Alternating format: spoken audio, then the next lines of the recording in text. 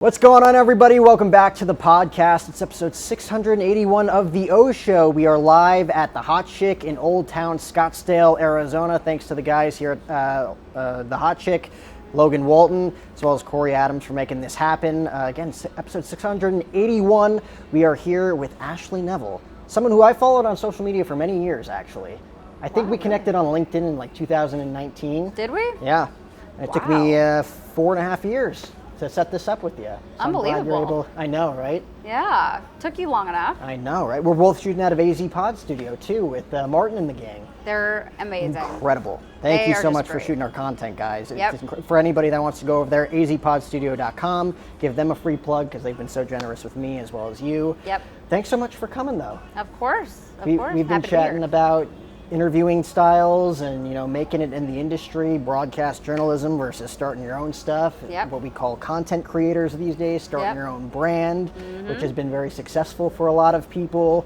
We were chatting about people flaking on interviews and dealing with the mishaps of doing certain things when interviewing that a lot of people probably wouldn't push through it unless they absolutely loved it. Yep. And I feel like we're both at that stage where we absolutely love what we do. Oh. We're willing to go through anything to do it. For sure. I mean, after what I just dealt with today with my hard drives and all that, I'm just like, you know, you get to a point where so many things happen, so many failures, so many speed bumps, and you're like, screw this. Yeah. I'm done with this. But then you have to remind yourself why you started to begin with. And are you going to let one failure, one mistake, one speed bump really stop you from taking the next step? Like, that is, you know, as much as I walked in here, I'm like, oh, today has just been a freaking day. You know, it's like, okay, there's tomorrow. Yeah. There's 6 other days of the week. There's 24 hours in a day. Are you going to let a couple hours, like, really affect everything that you're working for? Yeah. No. A few years from now, you're gonna look back and be like, oh, like that didn't even matter at the time. No, and like as much as I was upset about a hard drive breaking, you know how that goes, Yeah. and all your footage and all your memories is on there. I just, you know, I think I'm gonna be able to get it restored, but I also reminded myself, maybe that's a sign that out with the old and with the new, time to like keep producing new content and more interviews and stop focusing on that old footage that you may not, I mean, it's nice to go back and look at it, but you may not ever need it again. Years down the line, like, oh, remember when I did that? Sometimes I look back at my broadcast reel stuff, they're like, oh, you can't use that because the school owns it or that production company owns it. I'm like, what? Yeah, that happens a lot, but it is nice to go back and see all the interviews that I've been able to do or be able to pull clips that are relevant to things that are actually going on now. I mean, that's happened a lot with like Devin Booker footage where it's like, oh my God, I interviewed him in like, you know, 2019 and 2016, and those were really interesting clips that I was able to put together because it's like it was relevant now, even though it was shot so many years ago. So it's relevant now. It's like evergreen content, and at the same time, you're 3 years older and looking at it like, man, like I've grown a lot with probably my interviewing skills, just the way I presented myself, just probably a different person. Completely different. As well as him too, being from, how old was he the first time you interviewed him? Because he's still a kid. This was maybe like he was going into his second year in the NBA. And he was young. Yeah, he was young, but he had a really good breakout year. And I don't think he wasn't playing in the summer league that year, that second year. So, I mean, we've both grown a lot. I mean, I had like a little baby face. My voice wasn't as mature. My questions, I guess, weren't as crisp. He was great, though. I mean, he's been prepared for interviewing for a while. But I think in terms of just where he's at now in his career, is definitely, we're talking about different things now. You know, we're not talking about rebuilding and a young team. We're talking about, you know, championships. Like, we got to win championships now, MVPs and all that. So he's definitely leveled up. Yeah, now getting past this new phase with a new head coach coming in this next year. Now that Monty Williams is out. That was confirmed, what, yesterday? Day before? 2 days ago. Which is nuts, right? Yeah, I didn't like it. I think a lot of people, again, are prisoners of the moment. And just because, there's some bad adjustments throughout the playoffs, I understand that, you know, that you might want to use that as a reason to get rid of a coach. But I think you need to look at the bigger picture. And the bigger picture was that last year he had 64 wins and he won Coach of the Year. The year before that, they made it to the finals and they had, I think, they won 51 games that season as well. You know, Devin Booker up for MVP potentially last year. And just the culture You know, he's a faith guy, a big Christian guy. I'm not trying to bring that into the mix, Right. but for someone who's very strong in his faith, I think, you know, makes a big difference when you're bringing that type of energy into the locker room. And you see it how he carries himself both on and off the court, and I think that really trickles down and rubs off on guys. Oh, yeah. I've noticed a huge difference with just the maturity level of the Phoenix Suns, and you know, used to when they were younger, you used to always see them out, and they just weren't taking things as seriously. I mean, some of the stories I would hear, not going to say the stories because it's private, but some of the stories I would hear, just very unprofessional, very immature roster, and then now you see where they're headed. They're a lot more serious about what they're doing, and it's, you know, they don't need to go out and party and be seen anymore. It's they're, you know, 9 years. He's going into his 9th season at this point, so he's more mature, he's more polished, and yeah, just a lot has changed. But I think now this is his 6th coach in 9 years. Right. So how do you expect a franchise player to? I mean, yeah, he's going to be able to adapt, but to me, you're trying to build family. It's just frustrating. It is. It's a little frustrating. I mean, I'd be frustrated, but Devin will make it work. Devin's not a complainer. He'll make it work. Oh, for sure. When you're leading a franchise. Yeah. Of course, it's tough to lead a franchise when Kevin Durant's looked at as like one of the greatest players of this generation. You kind of have to tap in like, this is my team. But to go back to like the Christian aspect, like I went to Grand Canyon University. When I came into that school, Dan Morley, Phoenix Suns legend, head coach. Loved him. Everybody looked at him as, because obviously his resume, Phoenix Suns Hall of Famer, like he's the guy. The culture was not right there, though. When they brought in Bryce Drew, man of faith, blatantly, like, I'm a believer, right? Yeah. The entire culture shifted. A lot more mature men out there on the court than they may have been with Dan, and all of a sudden he's already had 2 WAC championships under his belt. Yeah. They've been to the tournament twice in the last 4 years under him. It makes a difference. It's a complete difference, and I don't even think the roster was that much better than what Dan had. Dan had a good roster. Like when Dan left, a lot of people transferred, you know? I covered that team. Right? And it's funny because I still talk to 2 of the guys that are on that roster, and they're like my really good friends. So it's just like, I love that team. I mean, I think it was the second, not the year he got fired, but the year before. Yeah. It was all those guys. But faith makes a difference. I think when you stand firm in something and like your beliefs, it's not so much like you're brushing it off on people. It's more so like just your values. I think it's really important when you're trying to coach young guys, so especially in college. Yeah, and I think in this area too, it's so prevalent. I grew up on the East Coast where like Roman Catholicism kind of loomed large. Not to get into a whole religious topic, but like I feel like out here, like Christianity is very much exposed to a lot of people, and it's a big deal out here where I didn't experience that growing up. Did you grow up here? I grew up in Chicago. Chicago. So I grew up under Midwest. a Jewish faith. Okay. But I'm not like a practicing Jew. But, you know, I did celebrate holidays, and I've gone to Israel twice, once on my birthright and then once for a work setting. Yeah. And I think it's beautiful, like learning about all the religions and how they all coexist. And I think it's important, again, to have values. And I think that's where a lot of people in society now have gone mad, is not having strong core values. And to me, like, I don't care what your faith is, like, you can believe in what you want. I do believe, though, in having like that strong foundation, because again, like, what are you going to be moving towards, right? Like, whether you believe in like the universe or God or whatever you want to call it, I do think it's important to have faith, and I think it's important to lead by that. So yeah, not really religious, but I do believe in God, and I do believe in leading, you know, with integrity and with love and as much as you can in everything that you do. I'm not perfect by any means, you know. Be intentional with your actions. Yep. I mean, amen. I'm all for that. Yep.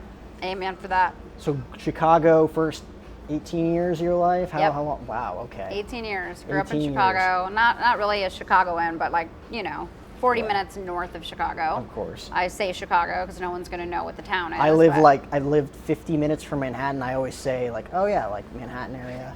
Yeah. Everyone's like, oh, cool. Yeah. I liked living in Chicago, but I needed a change, so came out to Arizona, and the rest is history. Yeah. Never went back. Better weather, nicer people, I feel like. Better weather, yeah. Nicer people. I mean, it depends, like, what areas out here. I don't have a ton of issues with the people out here. Chicago could be a little aggressive, a little bit more straightforward. That's how my personality always kind of been. I'd say it's gotten me in trouble a little bit. I'm just straightforward. I'm, to the point. I'm very direct. That's just how I was raised. That's just who I am. And then when I came out here, everyone's a little bit more like, you can't just say whatever's on your mind. Like, you need to be more mindful. So I think it's, I've taken a little bit of what I've learned out here to move a little bit more just empathetically, understanding like, hey, you can't just always say whatever's on your mind. You got to be mindful of like who's on the receiving end and how you're delivering it. So I think like there's so many differences between East Coast, Midwest, West Coast, and you got to just kind of figure out how to navigate it all. I feel like as a journalist too, you're able to articulate your words and your feelings well, where like you're getting your point across, but at the same time you're saving these people from getting their feelings hurt. Because out here, it's like, I don't want to use the word fragile, but people are nicer out here, right? They're so fragile. It's like you don't want to like get in their grill and actually tell them what's on your mind. They're fragile out here. I'd say West Coast is more fragile than East Coast and Midwest. That's just me speaking from experience. I just think in general, though, like younger generations get,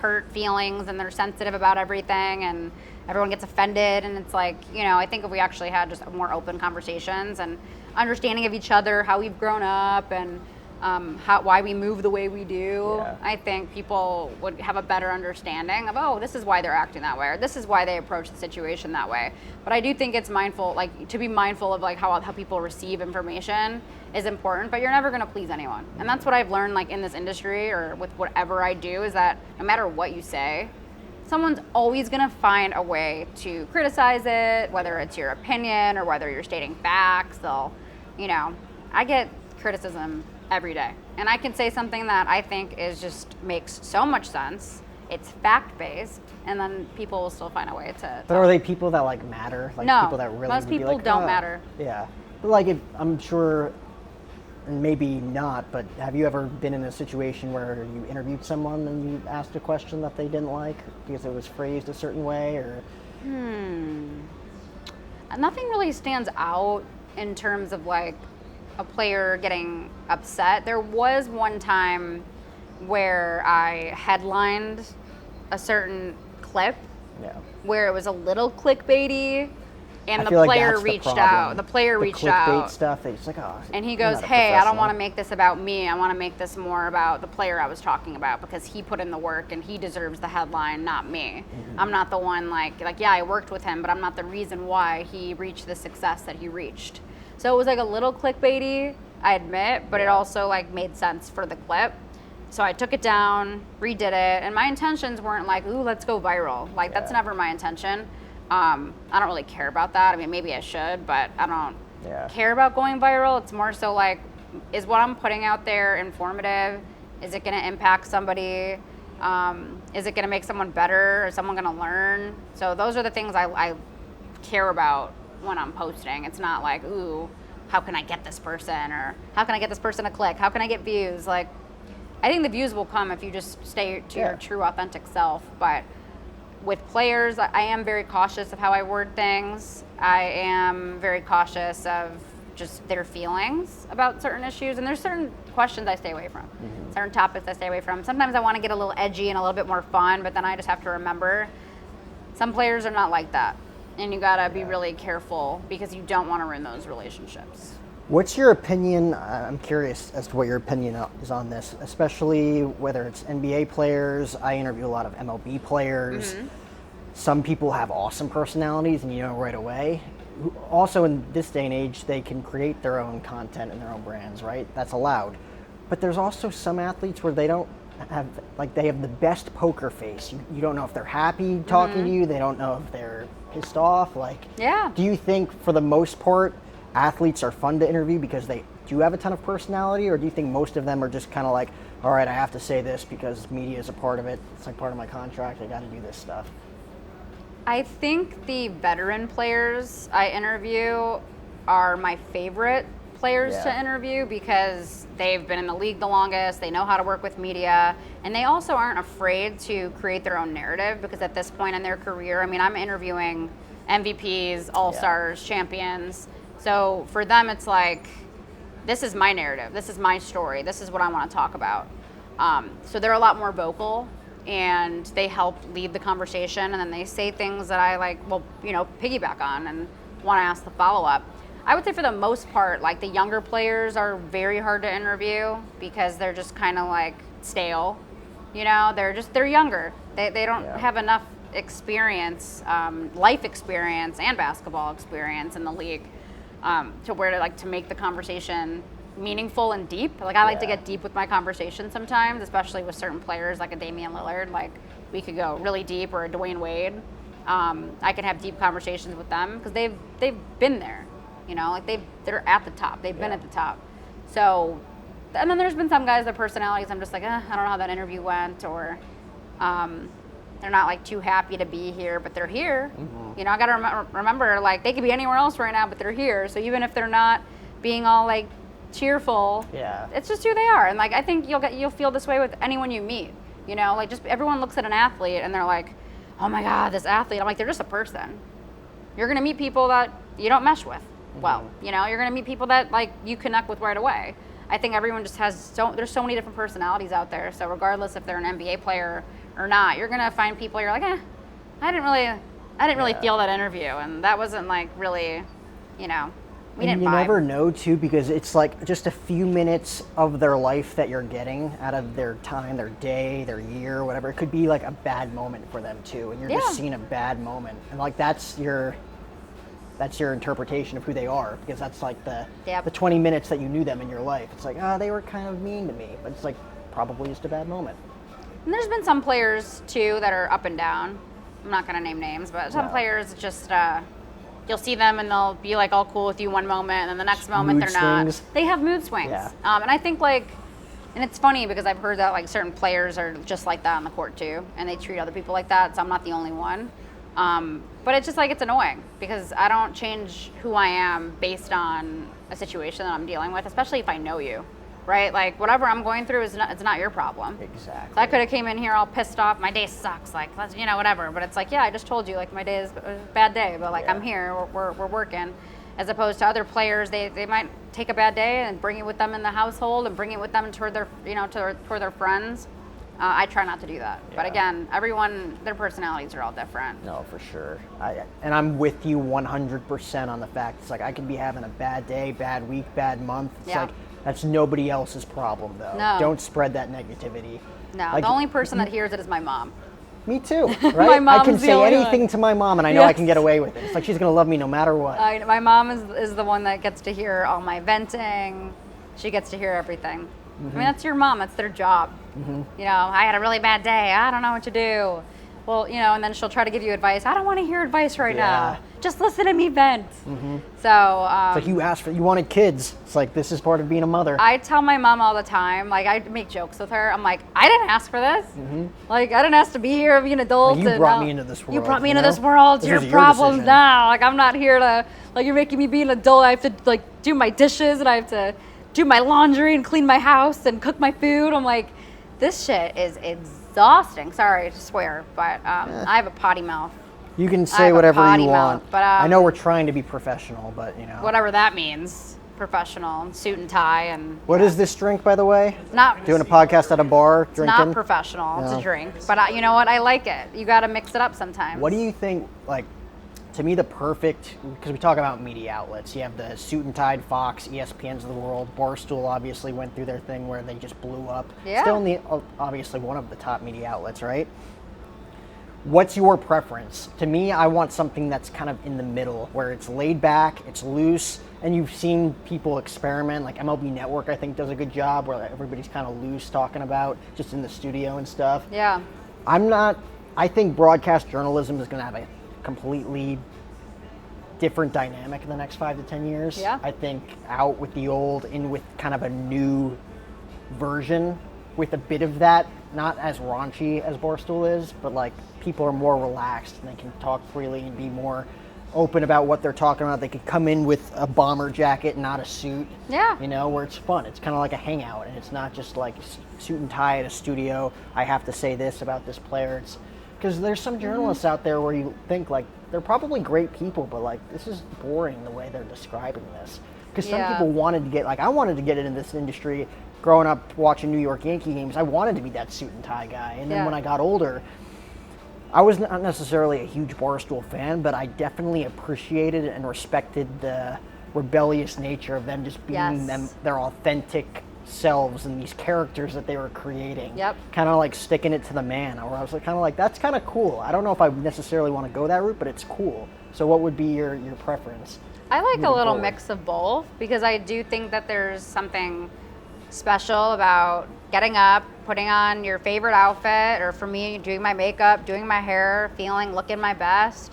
And then there's other days I want to wear ripped jeans and my Gucci slides and, sneakers and just wear even like a crop top. Yeah. I like to wear crop tops with a blazer and show a little bit of skin. Then there's other days I like to cover up a little bit more.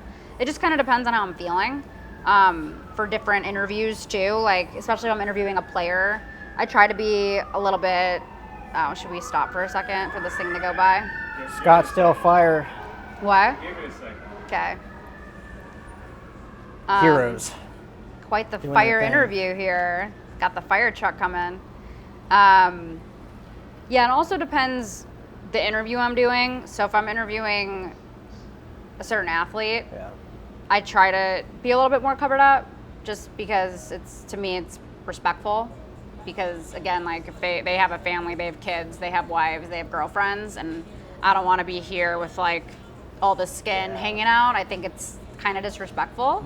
So I try to also be mindful of the person I'm interviewing. Like they're going to be on this with me. Yeah. And I want to be able to portray them in a good light as well. And if I'm dressed kind of raunchy and showing too much skin, it's not the best look for me or the person I'm interviewing. If I'm doing my own content, doesn't matter. Like I can dress up or wear my hair how I want, my makeup how I want. But I do love what Barstool has done. I like that rebellious nature because, it was always the same people over and over again, always the same dressed, wearing the suits and the ties and the heels and all of that and the business attire. I think getting a little bit more casual, make it a little bit more relaxed and fun. Like I really love Call Her Daddy. Oh yeah. She They've just been the number wears- one show forever. Oh, she's incredible. I mean, she wears sweatpants and a hoodie for every show, and I love how she doesn't give a crap. Like to me, just being true, she stays true to herself. So if you want to wear a suit and tie, own it. If you want to wear a dress, own it. If you want to wear ripped jeans and sneakers and a crop top, own it. So whatever you feel comfortable doing, I'm all for it, as long as you're staying authentic to who you are. But also be mindful of who you're interviewing, who you're going in front of. Like if you're going in front of an executive or a GM, Know your audience. I for wouldn't. sure. Yeah, I wouldn't go in wearing a crop top with all your skin hanging out. But that's just me. No, I always find that to be a fascinating topic because I've talked to people who work at like Yes Network or Nessun or like SNY back east, and they're just like, oh, like going in for an interview, like I would love to interview you. They're like, you're not part of one of those sites like Barstool, are you? Because a lot of the old traditionalists like it that way. They don't like these new kids coming in spewing nonsense, using curse words, saying whatever they want. Yeah. Where that side of it is very like, okay, I'll use Old Town Scottsdale as the reference there. It's like kind of like that vibe where it's just a college town almost. Yeah, I mean, Going into Barstool headquarters. I also don't think it's fair for those older people to judge, because a lot of those people Not their experience. are very stuck in their ways. And I know we talked about this earlier, where when I was entering into the sports world, a lot of them rejected me. A lot of those, 50, 60-year-old men rejected what I was trying to do. Oh, we're television only. We focus on TV. And I'm like, well, this is social media. This is the social media age. Like things are starting to shift here. And that was like right before Instagram and Twitter and Facebook and everything really started to boost in terms of content creation. And, TikTok wasn't around yet. None of those things were around yet, but enough was around yet where you could see that, digital content was becoming a big deal. And I was walking around with my cell phone with a selfie stick and doing interviews, getting content, posting it on social media when all these people are telling me, oh, that's not the wave. That's not what we do. You need to follow what we do or you're not going to be hired here. We don't want to work with you. And I think just being super closed-minded is not okay.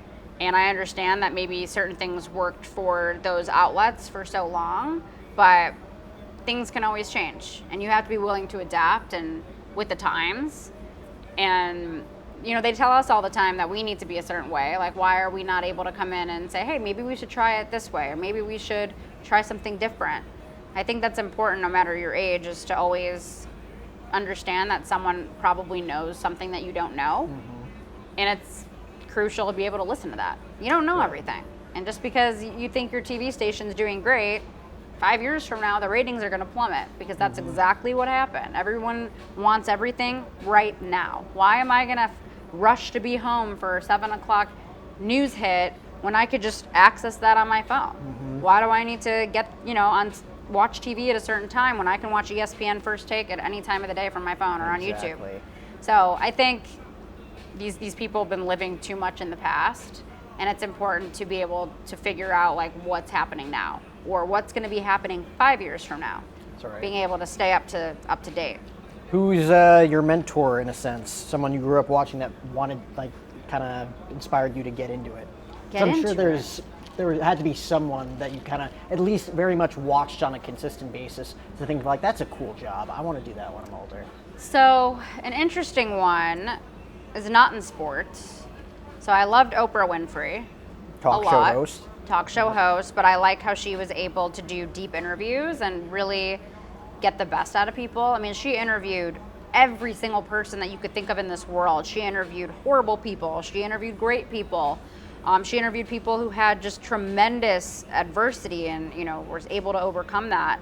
So I think watching her be able to interview at a high level and be interviewing any type of person in the world and really bring out the best in them was something that I just really wanted to be. And then I really loved Chelsea Handler on Chelsea Lately. I used to watch that show religiously in college. I just thought she was hilarious. I just love the way that she commanded the room. She was the main star of that show, and she was hilarious at whatever was on her mind and the jokes. So like, I would say that sometimes like my personality, people don't always get to see like the funny side of Ashley, because sometimes I could take it too far and it's not funny, but to me it is. So she kind of brought that out in me. At least my friends get to see the real side. And then some interviews I kind of take it there. But I would say Chelsea Handler, Oprah. I really liked, you know, Doris Burke. I loved her. I enjoyed watching her. She was just like the top of the top. Michelle Beadle. And then one of my really good friends I still talk to this day is Amin El Hassan, who worked at ESPN, and now he works with Dan Le Batard in Miami and has helped grow that network. And he's one of those guys I can call him whenever I need him for anything. He's been a mentor. He's been there from the very start of when I, you know, began in this industry. And he didn't have to help me, right? Like, he didn't have to give me interviews. He didn't have to introduce me to people. He actually took me on the set of ESPN in Bristol, Connecticut, to shadow him for a couple days. And I flew out there, I paid my way, and got me a credential, and that's when I met, you know, a bunch of ESPN people who I'm still cool with to this day. And again, like, he didn't have to do that, but he was a great friend, great mentor, and someone that I can call up about anything to this day. So it's really important to have those people who believe in you and care about you. And that's the coolest thing about specifically sports media. I don't know if it's for all media, but sports media, you could reach out to someone that you watched on TV for 10 years and they'll get back to you and be like, yeah, what do you want to talk about? Like, basically, like, I'll give you whatever you want advice-wise on what to do, what not to do. And as long as you're reaching out and being pleasantly persistent and, you know, doing the right thing and continuing your career, they'll help you. You know, like, there's people I grew up watching for years when I was a kid that I now know that, like, I can reach out to and text for advice. And, like, they're that cool and they're that easily accessible, too. Where, like, as a kid, you're like, these people are celebrities. There's no way, you know. But it's nice. It's nice to have that at your fingertips. You know, you could just DM someone right now and you could say, hey, like, I have a question about this, or hey, can I get an interview? Or, you know, like I was telling you earlier, when certain players will talk about certain things on social media, I make comments or I see them post something on their story, like, I'll just reply to the story. And they usually always reply back, and then we start a conversation.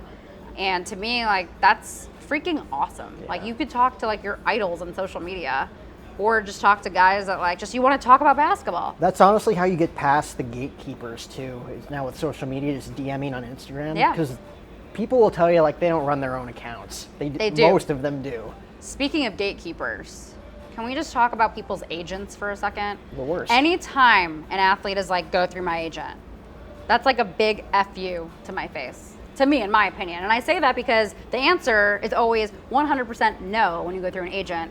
And I understand you're trying to protect the players, but first of all, like when you have someone like me who has credibility, I've never made a player look bad, ever. I've always told them, if there's something you want me to cut out, let me know. If you want me to send you the questions ahead of time, let me know. If there's something you want to talk about or promote, let me know. So for me, it's like, okay, you see someone with credibility, and then you see that they've interviewed a plethora of people, of like stars, and then you say, oh no, like we can't do the interview at this time. It's like, why not? I know they're not busy. Like I know players have time on their hands, especially in the off season. So it's just, I get it. You can't give them access to everyone. Yeah. But when I'm cool with the player and he tells me to go through his agent, I'm like, come on, dude. Do you ever get? You ever reach out for interviews and they're like, yeah, I'd love to do it. You know, just set it up through my agent. When they're really like, I just don't want to be the bad guy. Just how you know. So Sometimes that's happened, or sometimes guys will like schedule interviews and then they just flake and they go missing, and I'm like, what the hell? You're supposed to have an interview. Yeah. I mean, for the most part, though, I've been really fortunate, very blessed, very lucky to be able to interview the guys that I have and be able to build the relationships that I have. I'm rarely told no when a player sees the DM. And again, too, like there are some guys that might not know who I am, and they might not even like doing interviews. There's some guys that just don't like being on camera, and you'll see that they don't do interviews. They really don't. Their social media, they don't care to be on social media. They just want to be low key, play basketball, and then be out the way and just focus on their own stuff. And you know what? I respect that. Yep. If you don't like being on camera and don't want to do media, I get it. I got two of those today where it's like, thanks, I appreciate the invite. It's just not my thing. I'm like, yeah, no worries. Let me know if you ever change your mind. Yeah. I mean, it's nothing personal because some guys just don't like doing interviews. And there's one guy that I did an interview with last week. He's like, I usually don't do interviews. I don't like doing interviews, but I saw you interview this person, and I'm cool with those people. So I was like, why not? Yeah. So that helped. But yeah, I think just sometimes it's just not a good fit, and it's not something to cry about. But you know, when you start going through agents and that whole thing, I don't like to deal with it. And like they get mad too if you go around them. And it's like, if you're gonna say no, like, why would I go through you? I'm a little bit rebellious too, where like I don't like being told no. If you tell me I can't do something, I'll find a way to do it. If I really want it, like if I really want something, like I'll figure out a way to do it. And again, it's not being malicious. It's not like me like wanting to, do something bad. It's just that like an interview to me is harmless. And if they really mean no, the interview won't happen. Right. Like if they're just like, no, we're not interested at this time, and you go around them, and the player's just like, yeah, you know what, you're credible, let's do it. Yeah. It's like it didn't really mean no. You just didn't want to take the risk potentially. Sometimes they don't even set it up. Wrong thing. Well, sometimes they don't even reach out to the player. Yeah. They just say no, and they don't even try to set it up. Because I've had people like that too, where I'm like, hey, I haven't heard from your booking agent. All right, we could just do it. Like let's just figure it out. So, I think there's always some weird politics in that whole thing that I don't even want to get into. Did you find the NBA Summer League an easy place to be accessible to players? Oh, yeah. I feel like you can just walk up to anybody. It's the best. Yeah, NBA Summer League was literally the best. That was probably where everything launched for me. I mean, that's when I was able to meet Devin Booker for the first time. That's when I met Damian Lillard for the first time. That's when I met, who else did I meet? I met so many guys that year. It's insane because so many were just not even playing, but they were watching. And then you go up to them on the court. And then certain coaches that I had developed really good relationships with. And then even just people like GMs or referees. I still talk to an NBA referee who's refereeing in the playoffs, which is pretty cool to have a relationship with someone like that if I have like a question about, something that went wrong in a game or all of that, which is pretty cool. And then just, meeting just different women that are up and coming, other reporters. I mean, everyone goes to NBA Summer League.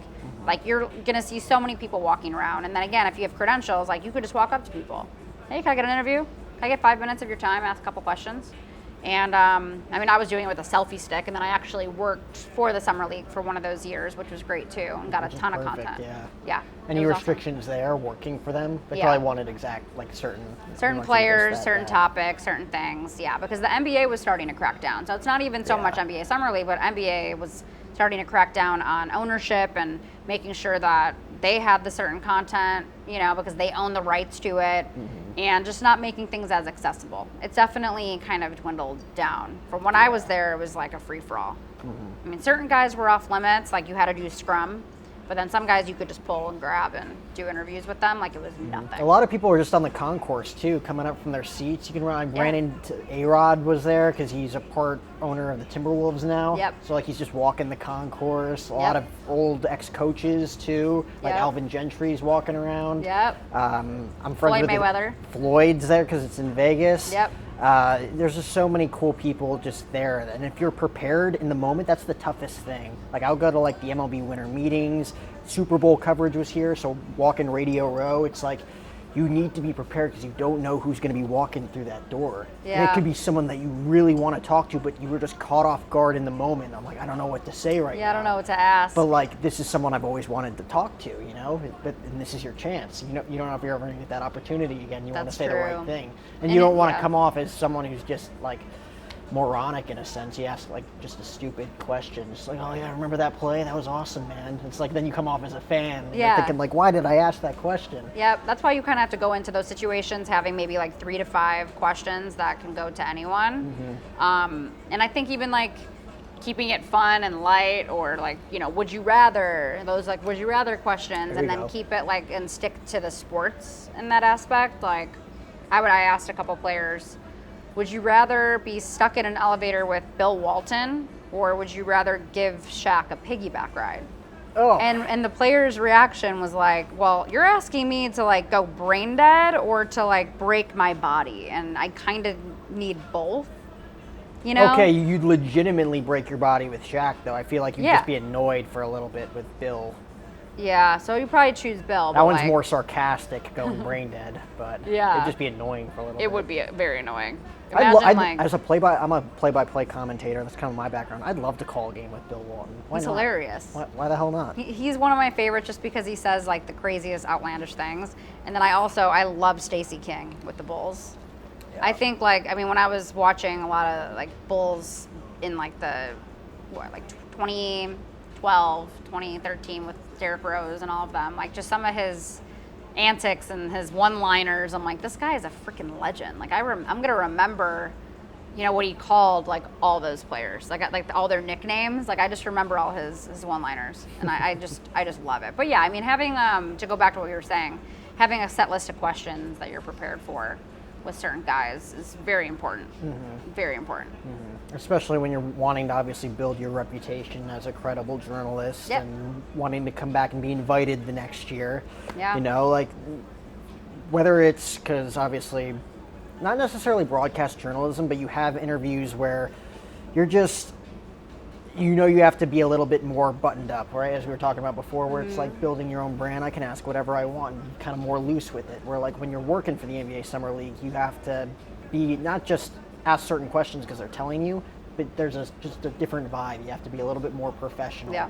And I feel like that's difficult when preparing certain questions too, because when you're asking players certain moments from certain games, or how to mentally prepare for this play, or et cetera, where if you're in a room with them doing a podcast for an hour, you can just kind of shoot the shit and do your own thing. Yeah, it's better. I mean, I prefer doing my own interviews. Yeah.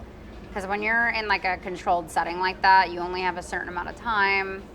You are more likely to ask questions that are probably like timely questions, as opposed to you can get with the timely and the evergreen stuff when you're doing a podcast or controlling your own content. So it's definitely better when you have your own place to do interviews. And especially in this age of social media, the evergreen content, like I was telling them, like I can go back from 2017 and get something and post it today and it's still relevant. Makes sense, Where like, you're right, like, oh, game 3 of the Eastern Conference Finals, you're only going to talk about that. That's only going to be used that night. Yep.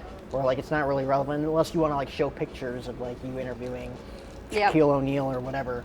It's like, I remember that time, but I can't really use the content anymore. Because it doesn't make sense. Yeah. Unless they were talking about Unless you're just like trying to boost your own ego, being like, remember the time where I asked Shaq about game 3 of the Eastern Conference Finals back in 2004? Like, nobody cares. Unless it was like, Shaq saying something crazy, like the Sixers are never going to be able to beat the Boston Celtics.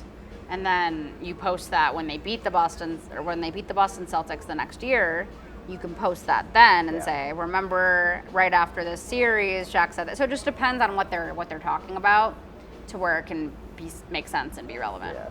Did you do a lot of on the street interviews when you were building your own stuff? Man on the street stuff? Yeah. Nah, that wasn't like a really big thing like it is now. Like it is now. Yeah, it's a lot bigger. Some people now. do it really right and some people do it really wrong. And I'm not really trying to give a bunch of strangers a voice. Yeah. Like I feel like we're in a time where everyone has social media and everyone thinks that they are deserving of a voice and an opinion on certain things, and they think that they're credible just because they saw, oh, I watched this on the news today, so suddenly I know everything about this topic, or oh, I watched this and suddenly I'm a basketball expert. And I'm like, you don't know what you're talking about. You didn't go to school for this. You don't study the game. You don't reach out to people. Like, if I have a question about something, I have the ability to call up a GM and say, hey, like, what's going on here? Or I can call up a ref. Hey, like, what was this call? Or I can call up, someone who actually like went to law school. Or I can call, like, in terms of, being an agent. Yeah. What does this look like? Can you explain the contracts to me? Can you explain the collective bargaining agreement? Can you explain the cap space and like what different teams have to spend and how that works? So I think with the man on the street stuff, like, it's good if you want to go viral and like get people saying stupid things, but for the type of content I like to create, I want to be taken seriously. Yeah. And if I'm out there like interviewing stupid drunk fans, people might look at that like, what is she doing? She went from interviewing this to interviewing that. So I'm not knocking it. If that's your brand, I've seen so many people really pull it off and succeed, like you said. But I think for me, like, I'm not trying to give those people a platform because I really don't care what they have to say about that stuff. Like, I would rather talk to the source directly and talk to the players, talk to coaches, talk to GMs, talk to agents, talk to reporters. To me, like, I want to get, to the root of things. Yeah, sometimes getting a fan perspective could be interesting. Like, I might ask a fan, what would you want me to what question would you want me to ask your favorite player? That would be relevant because what do the fans want to know? When you come to my page, like, a fan might want to hear more from one of their favorite players. Yeah. Or they might want to know what was going on in their head when they hit the game-winning basket. So I think, like, there's a time and a place to interview fans, but then I just go to my friends. Yeah. Oh, yeah. My guy friends who watch basketball. Yeah. I just go to my guy friends who watch basketball, and I say, like, hey, what would you want me to ask this player? Yeah. What is something like you would want to know? Like, I know that you were a big fan of him growing up, or I know, so... Or even ask my brother, what would you want me to ask? Yeah. Or other podcasters. I'll reach out to other podcasters. Hey, like, what questions would you want to know? So that's where I would go to get my information. But I never really did man on the street, no. And that's good. I've never really been a fan of it just because you don't, like, people are just going to have random opinions that are wrong. Like, people just blurting out BS and you're just like, okay, thanks. Like, I'm not going to use that. Yeah, and if you do use it, it's like... No one's going to care. But Nobody's going to take you seriously. Like, this generation, this younger generation, that kind of content is just dumbing you down, right? Like, I feel like this... But sometimes it blows up and you're thinking like, it does blow up because the younger generation is dumb. Yeah. Like, they feed off of stupid content. And, like, I'm guilty of it sometimes, too, when I'm scrolling through TikTok and I'm like, why am I looking at this? And... the phone knows what you want to watch and it'll boost that post because it knows. And it's just like for entertainment, that's what it is, entertainment. Am I providing entertainment or am I providing valuable, informative information to where people can learn, they can have, they can have fun while watching my content, right. Or they can learn something. I don't know. It's just, I think it's just different, but I do think the younger generation is, they're creative, but I also think a lot of the stuff that's being promoted on social media these days makes you stupid. Makes you really stupid. Mm-hmm. And you're just sitting there scrolling and scrolling and scrolling, and people's attention spans now are like 7 seconds. So you gotta make sure that whatever you post is catchy within the first 7 seconds, or someone's not watching it. But for me, like, I guess I consume some long form content depending on what it is. But I think I have a short attention span too. But I'd rather watch something that I'm like, oh wow, that's interesting. Nothing that's gonna make me dumb.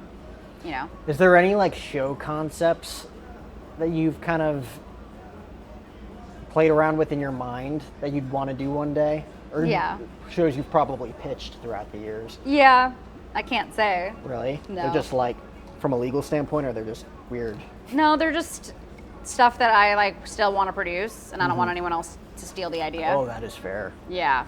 So like, that's one of them. I definitely have an idea that I've pitched, and that There's a lot of snakes around. I don't trust people. I wouldn't say I'm one of them, but I don't understand trust it. people. A lot of people have kind of stolen my swag a little bit over the years. That's unfortunate. That's annoying. Yeah, people have stolen my questions, stolen content, stolen concepts, and to me, like, you could steal whatever you want, but I'm the one that created that content to begin with, so I'm gonna say that I'm the best at it. Yeah. And I think a lot of people, take certain ideas and learn and grow and find ways to make it better.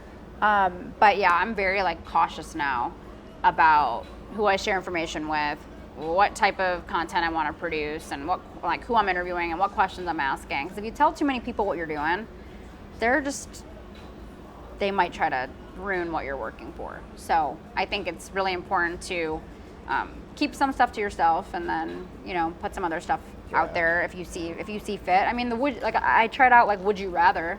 Those questions. Nice. It did really well with Spencer Dinwiddie when I interviewed him. It was hilarious. Like, I went back and watched the interview. I was laughing my ass off. I thought it was so funny. Just the questions, and then his reactions were like perfect. So like finding a good concept with the right player is everything. And then I did a Would You Rather with LaMelo Ball, and it bombed. Like, it was so bad. Like, it was my worst interview. And then no personality? Or? It was just like stupid questions on my part. I was like, let's just try something new. And LaMelo was really young at this point. So like, again, with the younger players, you can't really have like super deep, in-depth conversations because they're so young. They haven't experienced like life and the league life yet. Like, you're still young. 18 years of his dad screaming at him. Exactly. So he's like, afraid to say anything. So on the TV. Would You Rather, like the questions, I wanted to try something new, and it ended up bombing. But the interview went viral because it's LaMelo Ball. Yeah. So it did well, but for my standards, I was like, Ashley, this interview sucked. Yeah. This was your worst interview. It was just the name that got the pop. It was the name that, where if I post it, it'll go viral. Well, actually, his name's kind of died down. I don't think it would go viral anymore. I thought they were really going to blow up when they were blowing up. Yeah. And they kind of just all died down. The entire family. The entire family kind of, but like the first couple years, any content you posted with the Ball family, like, you're going viral. Mm-hmm. So, I mean, I've interviewed LeVar as well before too, which was fun. But yeah, I mean, you're going to go through that. Like, sometimes, like, I wasn't even going to post the interview, and then I posted it, and then boom, it exploded. And again, like, sometimes the content that you hate the most might actually go viral, and it might actually be the best content. For my standards, though, I was like, this shit sucks. Like, I don't even want to post it. Like, it was my worst interview. And I think it's important to reflect on those moments of, like, where you could do better. And I think I've gotten a lot just more comfortable with myself going back and watching my interviews. Like, I used to do interviews and I would just upload it and just be like, I'm not watching this. Like, I'm just going to upload it. I don't want to see what I said. I don't want to know. And now I actually go back and I'll watch and be like, okay, you said the word there, which I tend to do. You said too many times. You said I mean, like, use a certain filler words where you're trying to get your next thought. So I do go back a lot and reflect. Hey, this question was horrible. You stumbled on your words. You said the word You looked away from the camera and made it obvious that you were staring at questions. So I think it's important to go back and reflect on the interviews you did well. I mean, I don't just tear myself down and criticize myself. I mean, I am my toughest critic, but I do go back and say, Ashley, that question was phenomenal. Your makeup was on point. Do that makeup again moving forward. Your hair looked great. Your outfit, everything looked awesome. You were polished, poised, professional. But I think it's very important to go back and reflect on the things you did wrong, the things you did great, so that you can prepare and do better for your next interview. It's such a self-centered thing, but like when you look back at your content and you're just like so pleased with the way you looked on camera, you're like, oh, I look like great. This is great. Like, I I'm would date you. all of this, right? I would date me. Yeah. Yeah, those are the best. I'm the same way when you were touching back on like not wanting anybody to really know until you do it. Like, I'll launch stuff and they'll be like, when were you working on that? I'm like, oh, the past couple of months. It's like, I'm not gonna tell anybody though. No. It's like I had friends in college who would make films and be like, stay tuned for my latest project. I'm like, well, nobody's really gonna watch it anyways because it's a student film, but like it's not that big of a deal. Like everybody thinks that their stuff is the most important because it's their stuff, but like no one else really cares unless it is something big. Inflated sense of self. We notice that a lot. I'm like, at the end of the day, I mean, we tend to like I do this a lot. I overthink, and I'm always in my head. I'm like, what did this person think? What did this person say? Blah blah blah. No one cares about you. Yeah, exactly. At the end of the day, like everyone is too focused on caring about themselves. Yeah. And so just focused on what happened to them and what's going to happen in the future, that they don't even have time to think about you. Yeah. So as much as you think like this person, what are they saying behind my back, or oh, did I do this and did I do that? No one cares. No one cares. No one cares. That was like the best piece of advice my dad ever gave. He was like yelling at me for some reason. I probably pissed him off somehow, but he was just like, nobody gives a shit about what you're doing. I'm like, yeah, you're kind of right. Like, I shouldn't be worrying about all these little things. Like, what are people saying about me? It's like, no one cares. No one's talking about you. And everybody's worried about their own life. If they are talking about you, and if they do have enough time to be focused on the things that you're doing wrong or that you're doing even right, I mean, they're not focused on their own stuff. And like, you got to kind of feel sorry for them, right? Like, you have nothing special and important going on in your life that you need to focus so much about what's going on with mine. Yeah. So you just got to feel bad for those people and just keep plugging away, keep working at what you're doing, and be your toughest critic, but also you got to be your best friend too. And I think a lot of people forget that, is like, you're allowed to love yourself. You're allowed to tell yourself that you're doing a good job. You're allowed to compliment yourself. I think a lot of people forget to do that every day. And I'm guilty of that too. I wake up and sometimes I'm just like, oh, another day, I gotta do better. It's like, I should be excited to wake up in the morning and be able to go do the things that I want to do. It's hard. It's like, I go through periods where it's like, oh God, another day. But it's like, I could be at a desk, like sitting at a bar, making a living. Yeah. Just talking to people, like exactly. It could be 10 times worse.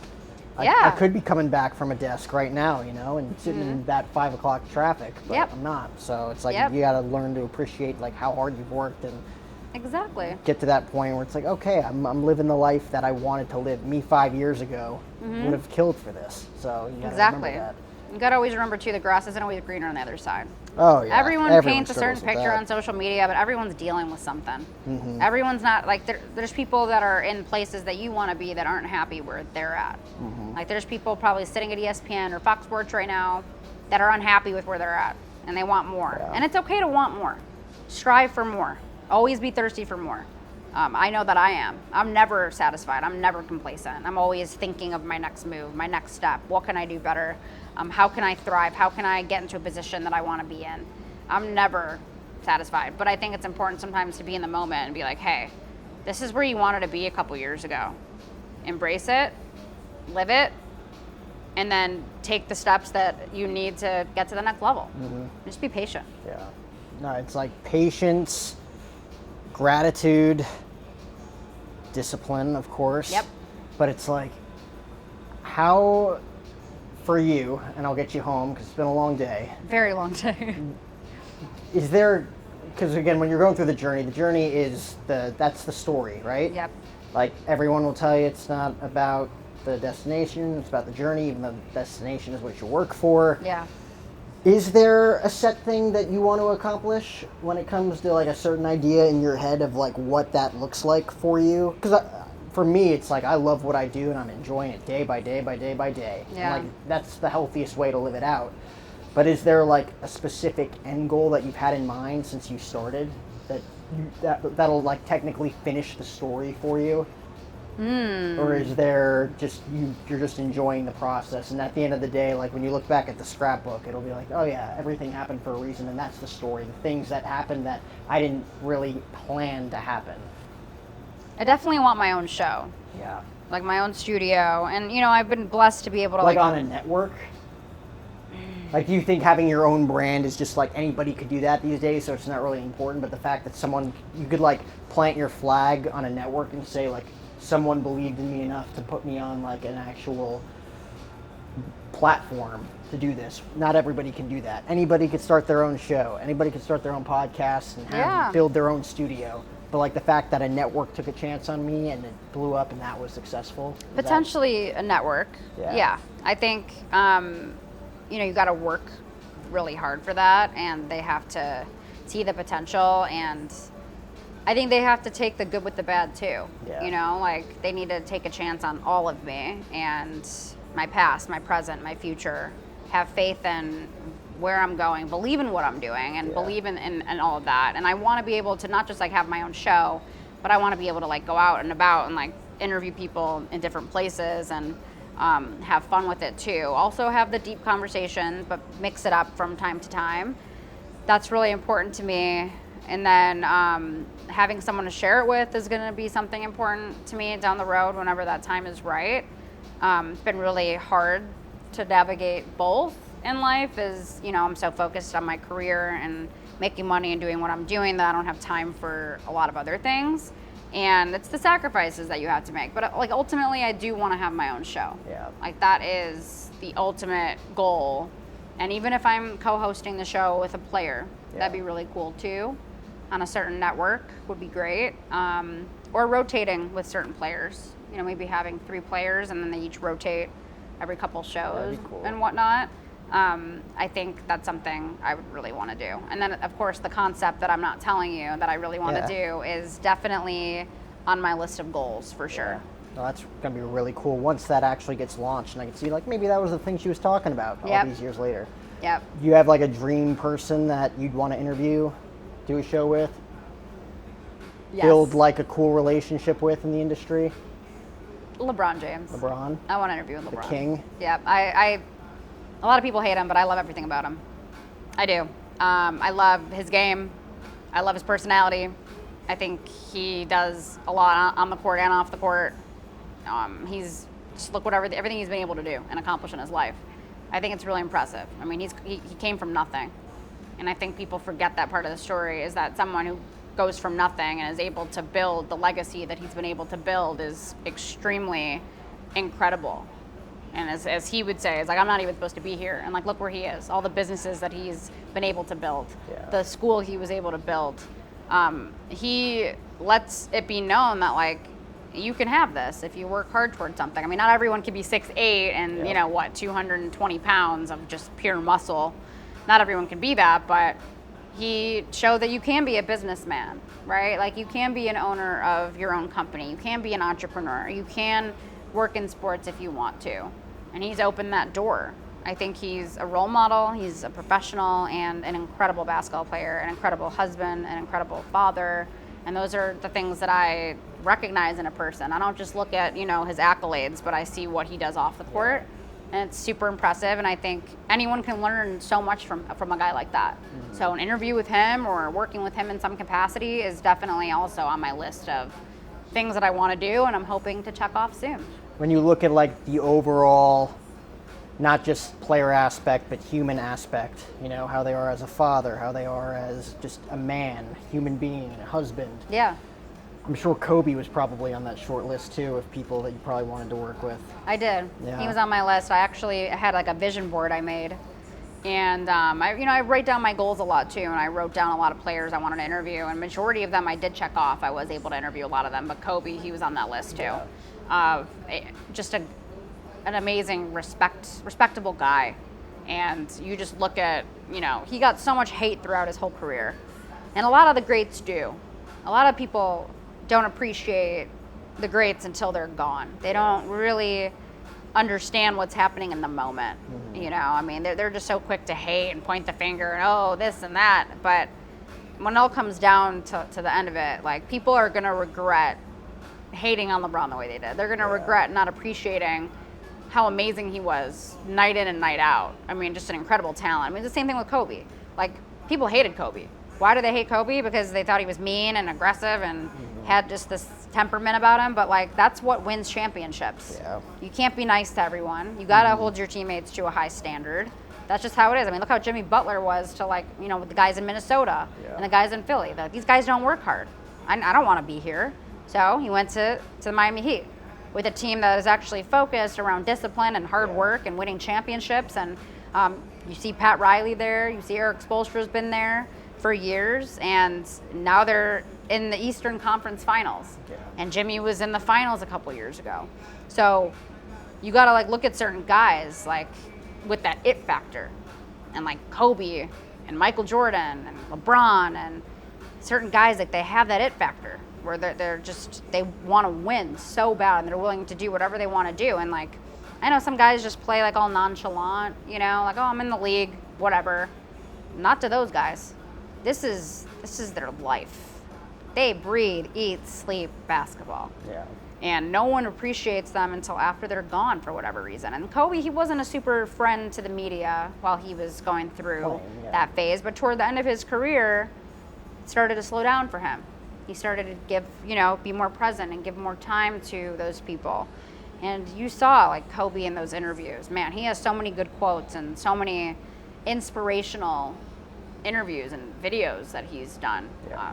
And that's one of those, yeah. That was a tough moment, I think, for all of basketball. Oh, yeah. Dude won an Oscar, his first ever nominated. Yep. I mean, that's crazy. Yep. Yeah, that was definitely a tough day, tough year. Obviously, 2020, a lot went down. But yep. Again, I think TMZ broke the news, so everybody was kind of like up in the air of what's going on. And obviously for Gianna and the other 6, 7, 8 people that were on that plane. Yep, devastating. It's tough. But I knew that was probably someone on your short list. When you talk about just an overall human being in the next phase of his life, just kind of getting started in the business world of what he was able to accomplish. So. Yep, it was incredible. I mean, obviously, like the Shaqs of the world would be awesome too, or Magic Johnson, or Steve Nash, you know, just guys who have made such an impact in the league. Even not LaMelo, Carmelo. Yeah. Carmelo Anthony would be awesome. Met him, right? I've met Carmelo, yeah. I met him. No interview yet, but hopefully one day. Yeah. I don't think he doesn't really give interviews. Dude. Those are the people you want as a journalist, though. I know. People that no one interviews. It's like, I interviewed him. I feel like his personality would be very like just, you wouldn't know if he's happy to be here just or like, not hey, happy. nice to see you, Ashley. Yep. You know? Just very, Whereas there's like other guys that just I'm a deep sigh when he's just like, but yeah, you know. Yeah, and you're just like, damn, am I that boring? Yeah. Yeah, but there's definitely a list of guys that I want to interview. I've been trying to get Amari Stoudemire for a while. He might be out here. In Arizona? Yeah. Is he? There's a lot of people out here that you wouldn't suspect are out here. Who's out here? I need to know who's out here. I'm trying to think. From an NBA standpoint, I don't know much. But you know especially baseball, on the outskirts. Well, baseball because of the Cactus League. I know Johnny Manziel lives out here. Yeah. I've been trying to get in contact with him. David Spade, Rob Schneider, a lot of those actors. Interesting. Mel Gibson just bought a place out here in the Scottsdale area. So I don't know if I'll be knocking on his door for an interview, but you know, I mean, it's an interview. Talk about the Lakers, you know. That's true. I could spin it and make it a basketball interview. Yeah. But I do try to figure out. I do have one guy that's on the prowl for me. I asked him like, hey, let me know if you hear of any NBA players out here. Yeah. So that's all you need is one connector in every city. He's the plug. I mean, he's helped me get a lot of interviews. So he's a guy. I mean, I try to like tread lightly with like what I ask. That's another hard part. Navigating this industry is like sometimes it's just like I feel bad that I don't have anything to offer. It's like, what do I have to offer? But like, I mean, I give those people my time too if they need anything. It's just that like when these guys have like millions and millions of dollars and they have like everything to their disposal, like what the hell do I have to offer? Yeah, what's the value? Like, yeah, so but like, you know, I appreciate those guys who do, you know, see something in me and they're like, I trust this girl, I like her.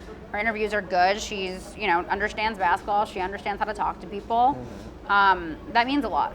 That like when people vouch for you, especially like guys who've been in the league for so long, and even guys that are retired who are willing to help and put in a good word for you. So definitely means a lot. But again, it's like I feel bad like asking for things. But I mean, the answer is always no if you don't ask. Exactly. And closed mouths don't get fed. And actually, an NBA guy told me that. So I was like, okay, you know, I just don't want them to think that I'm using them because there's been like just situations in the past, not in basketball industry, more so in like the music industry where I like started just asking for too much and then the guy's like, you're using me. I'm like, no, like we're cool. Tough industry to work in. It is, but it's like, I'm not using you. Everybody's looking over their shoulder in that industry. In music? Yeah. Oh yeah, music is rough. It's a rough industry. So now I have a good relationship with the person. I don't ask for anything. It's just strictly friendship. Yeah. Strictly just cool. Hit them up. Hey, how are you doing? Just checking in. Hope life's good. I'll never ask for a thing again. Yeah. Well, you're doing a great job so far. Thank I appreciate you coming in. Yeah, of course. I'll let you get home and enjoy the rest of your night. Get ready for tomorrow because the sun's always going to come up in the morning. Yes, it's a new day, I know. Right? It's just I have a whole interview to edit tonight. and my computer. Just been so much technology stuff going on the past like 24 hours that I'm just brain dead at this point, but we'll figure it out. You just got to stay focused. Yep. Where can the people follow you on social media? Just at Ashley Nevel on Instagram, YouTube, Twitter, Facebook, all the things. TikTok, I have a TikTok. If you're building a brand, you better be on all platforms, you know? Yeah, I mean, TikTok is a nice one too. I mean, TikTok, you can blow up real quick. On the stupidest videos, videos, but also like trendy. Like you gotta like stick with the trends. Yeah. So you gotta know like what's trending, what sound is trending, what filter is trending, what topic is trending, and make sure that you hit it right away or you'll miss the mark. Yeah. That's what I learned. It's just a constant just give and take in this industry. Yep, and it's go, go, go, go, go, go, Yep. go. You can't Like stop. if I had my own studio at my house, which eventually I probably want to just have like a little podcast set up, like I would definitely need to be producing content like right away.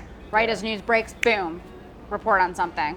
Right when this story happens, report on it. So it's just the name of the game. You got to be the first and you got to be correct. That's what I always learned in broadcast journalism is you got to be first, but you have to be factual and accurate, which I think a lot of reporters are doing horrible at these days, is reporting the truth and being honest and have integrity. But what do I know, right? So I think for me, I try to be first when I can, but I always try to lead with honesty, with empathy. And She's professional first, ladies and gentlemen. I try to be. This was episode 681 of the podcast. Thanks so much to the Hot Chick here in Old Town Scottsdale, Arizona for having us. If you're in the area and you're watching this, come on down, share some stories. Logan will pour you a drink. We'll have a good time. But until next time, episode 681 of the podcast, we are presented by OSNAP Active Lifestyle. Head on over to osnap.com/Jack O'Hara to try your free product today. Thanks, guys.